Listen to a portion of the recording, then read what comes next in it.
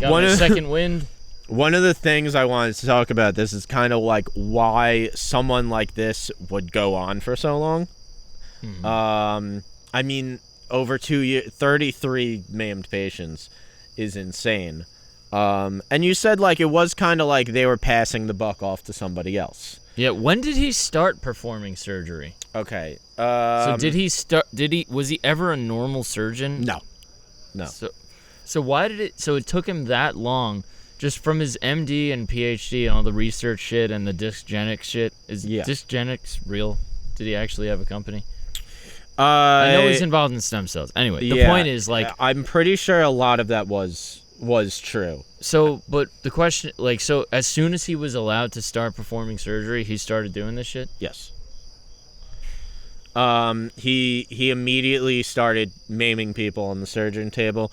And like the reason he was able to go on was financial. Yeah. Well, yeah, but again, like so here's what happened. So one, they had the Discgenics. Yeah. He had this Discgenics and this research that he was working on, which board members at the Baylor Plano Hospital and Dr. Jeffrey Skadden were financiers for, were backers for. And they knew that if the surgeon whose research whose research this is based off of was maiming people on the surgery table, then financially that's a loss for them. Mm-hmm. Another reason, because no one would want to have anything to do with that company. Yeah. Another reason, it is very hard. It's another podcast. Another podcast is shooting in the other yard. That's the fighter and the kid over there. Another, so it is actually like, it's very hard to actually fire a doctor. Yeah. Because they are able to sue for lost wages. Mm-hmm. If a hospital goes to a surgeon and says, we are giving you privileges at our hospital, and then they take it away and they don't give enough of a reason, you could sue for millions of dollars. It's better to just let the doctor resign. Right. But then if they resign, you have to write them a letter of recommendation. You have to? If you don't, if they apply for privileges at another hospital, and that hospital goes to you as a reference, and you give them a bad recommendation, and they don't get privileges at another hospital, they could sue you, saying that's like fire. What? That's like being fired almost. That's like being fired almost. They could sue you, saying because of you, saying like you didn't have good enough reason not to recommend me, so I lost wages and I'm suing you. So and that's why they would always say like, well, I have to give my recommendation based off of what I personally saw. Yes, exactly. And but what about Kelsey Grammer's character? 15 maimed people at your hospital. Like, you're not in the room while it happened, but it happened at your hospital. So how could you? Yeah, I'm not sure. I think it's more just so. Some of it's pass the buck off to somebody else, but it's just like even if there's a chance that this guy might sue us. Right. We're not going to take it. Yeah. And here's the most sinister reason, which really isn't touched on in the show. Mm-hmm. It's more so touched on in the documentary and in the podcast of Dr. Death, which follows, is that medical malpractice lawsuits in Texas have a cap of $250,000. You can't sue for more than that. Right.